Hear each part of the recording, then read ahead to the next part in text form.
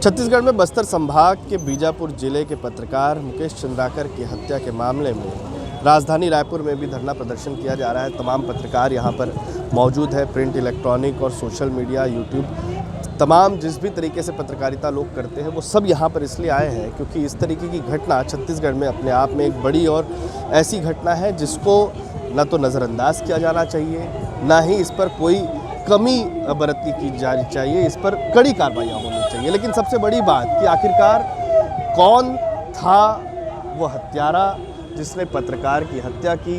मुकेश चंद्राकर एक ऐसा जाबाज पत्रकार जिसकी उम्र भी अभी इतनी नहीं थी, 30 साल से कम उम्र के मुकेश थे, लेकिन जाबाज इतने कि वो बस्तर में जब नक्सलियों के पास, नक्सलियों के बीच जब कोई जवान फंसता था तो पुलिस और सरकार को उस जवान को छुड़वाने के लिए बीजापुर के मुकेश चंद्राकर जैसे पत्रकारों की मदद लेनी पड़ती थी। और ये वो पत्रकार है जो नक्सलियों से बातचीत कर जवान को सुरक्षित वापस लाने का काम ये करते थे। ये केवल यही काम भी नहीं करते थे, ये उन आदिवासियों के बीच भी जाते थे, उनकी पीड़ा भी बताते थे कि किस तरीके से उनके बच्चे की मौत नक्सलियों द्वारा लगाए गए आईडी के कारण हो जाती है, किस तरीके से वहाँ पर लोग खौफजदा है। ये तमाम ऐसी स्टोरीज़ और जाबाजी, दिलेरी जिस तरीके से मुकेश में देखने को मिलती थी। बहुत कम उम्र के मुकेश, उनकी गलती सिर्फ इतनी थी कि उन्होंने भ्रष्टाचार करने वाले एक आरोपी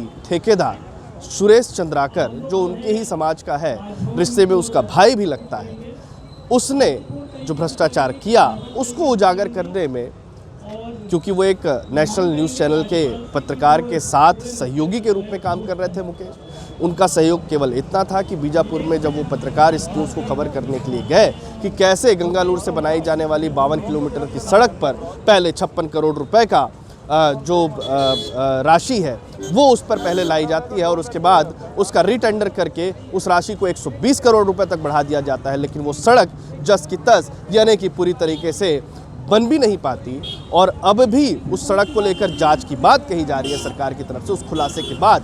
लेकिन इससे आहत सुरेश चंद्राकर कौन है? जब 2005 में सलवा जुड़ूम के खिलाफ रमन सरकार ने एक मुहिम शुरू की जिसमें एसपीओ का नाम दिया गया, स्पेशल पुलिस ऑफिसर्स। ये वो ऑफिसर्स हुआ करते थे जो पुलिस की मदद करते थे, उनकी मदद सूचनाएं प्रदान करने के लिए और हेल्प करने के लिए उनकी इस फोर्स को बनाया गया था। लेकिन हाईकोर्ट की रोक के बाद इस एसपीओ को बंद कर दिया गया, जिसके बाद सुरेश ने ठेकेदारी शुरू की। बस्तर में ठेकेदारी करना न केवल जानलेवा होता है बल्कि कई आरोप भी ठेकेदारों पर लगते हैं कि वो ठेकेदारी के जरिए नक्सलियों तक पैसे पहुंचाते हैं, नक्सलियों तक सामान पहुंचाते हैं, राशन पहुंचाते हैं, दवाइयाँ पहुंचाते हैं, हथियार तक सप्लाई करते हैं। लेकिन बस्तर के जो पत्रकार हैं वो लगातार इन तरीके की खबरों को निकालते हुए नजर आते थे। सुरेश चंद्राकर ने अपनी ठेकेदारी शुरू की, काम शुरू किया। उस दौरान में भाजपा की सरकार हुआ करती थी। भ्रष्टाचार का आलम ये था उस क्षेत्र में कि लगातार काम के दौरान में भ्रष्टाचार की बातें सामने आती थी, साठगांठ प्रशासनिक अफसरों के साथ में सामने आती थी, लेकिन कोई भी इतनी हिमाकत नहीं कर पाता था कि बड़े पैमाने पर भ्रष्टाचार को उजागर कर सके। मुकेश ने जब इस भ्रष्टाचार की जड़ों को खोदना शुरू किया, उसके बाद से गुस्साए सुरेश और उसके भाई रितेश ने मिलकर इस हत्या की प्लानिंग की। फिलहाल 3 आरोपियों को पुलिस ने गिरफ्तार किया है। सुरेश 10वीं फेल है, लेकिन उसकी शादी में वो हेलीकॉप्टर से बारात जाता है। जिस तरीके से सुरेश चंद्राकर को लेकर बताया भी जाता है कि बड़े पैमाने पर पैसे के उपयोग के बाद उसने पावर को भी हथियाने की कोशिश की। उसने बीजेपी के भी कुछ नेताओं के साथ उस दौरान में काम किया और उसके बाद जब कांग्रेस की सरकार आई तो उस दौरान में कांग्रेस में भी उसे पनाह मिली, उसे प्रकोष्ठ आयोग में सदस्य बनाया गया। यही नहीं बल्कि कांग्रेस की तरफ से बताया ये भी जा रहा है कि उसे महाराष्ट्र के चुनाव में स्टार प्रचारक के रूप में भेजा गया। ये समझने के लिए काफ़ी है कि किस तरीके से पावर और पैसे का जुनून एक हत्या जैसी घटना को अंजाम देने के लिए सर चढ़कर बोलता हुआ नजर आ रहा है।